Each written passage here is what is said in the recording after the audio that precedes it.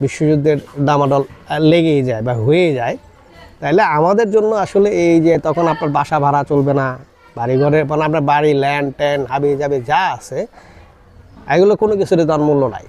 TV জুড়ে একটি আওয়াজ চালু হয়েছে, সেটা হচ্ছে বিশ্বযুদ্ধের একটা ডামাডোল বা এরকম একটা আওয়াজ চালু হচ্ছে। যদিও এটা আসলে সম্ভব না, ততক্ষণ পর্যন্ত সম্ভব না যতক্ষণ না পর্যন্ত আকাশ প্রতিরক্ষা ব্যবস্থা এইটা সবার কাছে না পৌঁছায়। অর্থাৎ সবার কাছে যদি এই আকাশ প্রতিরক্ষা ব্যবস্থাটা যদি সঠিকভাবে থাকে, অর্থাৎ যে বড় বড় যে ধ্বংসযোগ্য যে বিস্ফোরক দ্রব্যগুলো যেগুলো আকাশে মিসাইলের মাধ্যমে পাঠায়, সেগুলো আকাশে আকাশে যদি ধ্বংস করার মতো ব্যবস্থা তৈরি করতে পারে, তাহলে যে একটা বিশ্বযুদ্ধ হওয়ার মতো একটা সম্ভাবনা আছে। তারপরেও দ্বিতীয় বিশ্বযুদ্ধের পরে বেসিক্যালি আর মানুষ যে দ্বিতীয় বিশ্বযুদ্ধে যে ধরনের ঘটনা ঘটছে, সাধারণ মানুষ কিন্তু বেশি, আপনারা যদি ইতিহাস পড়েন যে সাধারণ মানুষই বেশি মারা গেছে। তো ওই যে পারমাণবিক বোমা যেটা হিরোশিমা নাগাসাকিতে পাঠায় ফেলছিল আমেরিকা,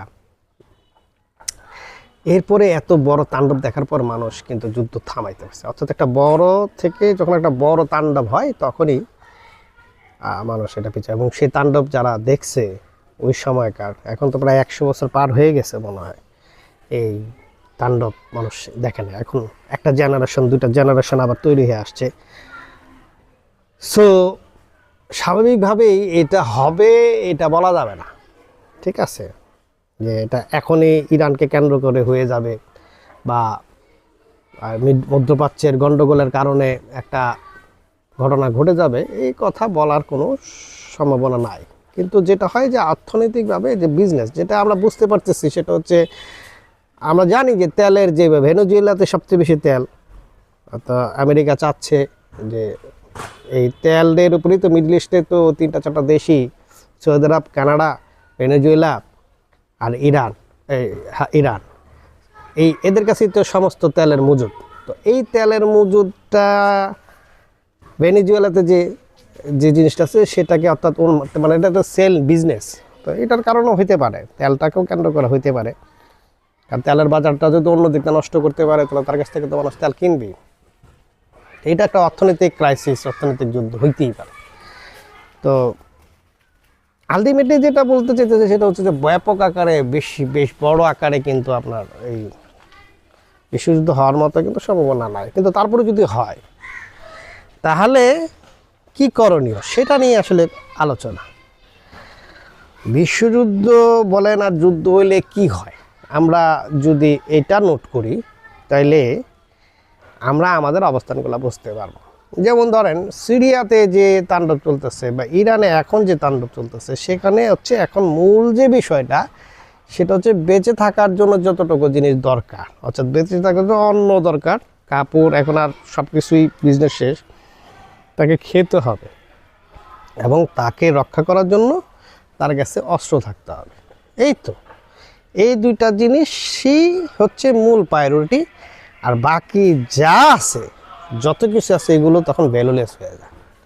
অর্থাৎ এই একই জিনিস যদি আমাদের দেশেও হয় তাহলে আমাদের মূল যে বিষয়টা সেটা হচ্ছে আমার খাদ্য, আমি যেন খাইতে পারি, অন্তত একবেলা খাবারের জন্য আমার কপালে জুটে, আর হচ্ছে যে আমাকে টিকে থাকার জন্য আমার কাছে সেই প্রতিরোধমূলক ব্যবস্থা সাথে রাখা।